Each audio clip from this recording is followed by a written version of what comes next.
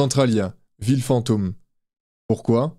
Car une ville qui vit sous un amas de charbon qui brûle en permanence, ça fait peur et ça fait fuir les habitants. Si cette histoire vous rappelle quelque chose, c'est normal. Car elle a inspiré le film Silent Hill, puis ensuite la série de jeux vidéo. Et à l'occasion de la sortie du remake de Silent Hill 2, j'ai décidé de faire une petite vidéo à ce sujet. Centralia est une petite ville qui a vu le jour en 1749. Au début, ce n'est qu'une petite ville de 0,62 m², située aux États-Unis en Pennsylvanie, plus précisément dans le comté de Columbia. Cette petite ville, achetée pour 500 livres à l'époque, constituée de plusieurs ethnies américaines, a pour commerce le charbon, précisément car il y a plusieurs mines situées en dessous de la ville. Et si aujourd'hui c'est une ville fantôme, ce n'était pas le cas en 1890. Il y avait plus de 2000 habitants, 7 églises, 5 hôtels, 27 saloons, 2 théâtres, une banque, une poste, 14 épiceries et aussi des magasins. On peut dire que c'était une économie florissante et que tout le monde se portait très bien. Puis la Première Guerre mondiale éclate et les jeunes mineurs sont obligés de s'enrôler dans l'armée des États-Unis, ce qui engage une baisse de la production du charbon.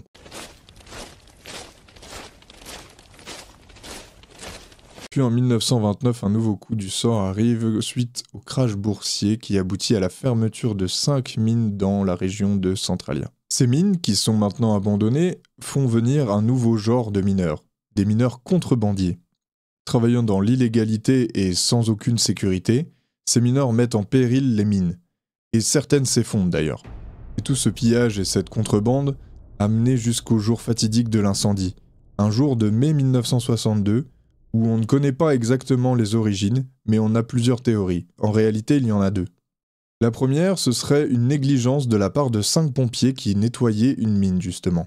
La deuxième, ce serait un déversement de charbon ardent qu'un camionneur aurait fait non loin d'une veine de charbon. Tout ce qu'on sait aujourd'hui, c'est que le feu a été déclenché par une négligence humaine. Actuellement, le feu s'étend sur 1,6 km dans les sous-sols, et il progresse de 15 mètres par an. Et à ce rythme, le sous-sol de Centralia pourrait brûler encore plus de 250 ans.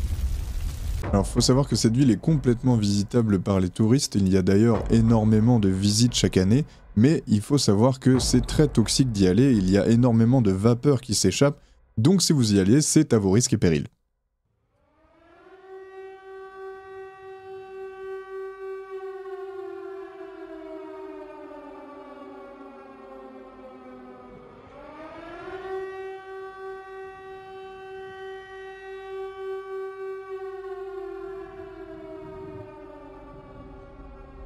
En attendant, si vous aimez le frisson tout en restant dans votre salon, il y a le remake de Silent Hill 2 qui est sorti aujourd'hui, donc je vous encourage à venir me voir en live.